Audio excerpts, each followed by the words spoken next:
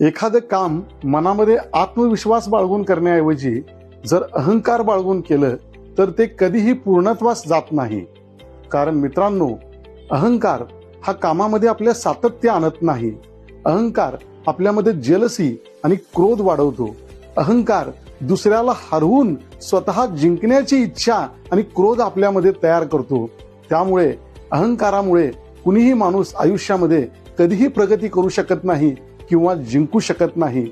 पण तेच जर मनामध्ये आत्मविश्वास आपण जागा केला तर आत्मविश्वास आपल्या कामामध्ये सातत्य आणतो, कामाविषयी एक ओढ निर्माण करतो आणि आपल्या आत्मविश्वासानं केलेल्या आपल्या कामाला ईश्वर सुद्धा साथ देतो.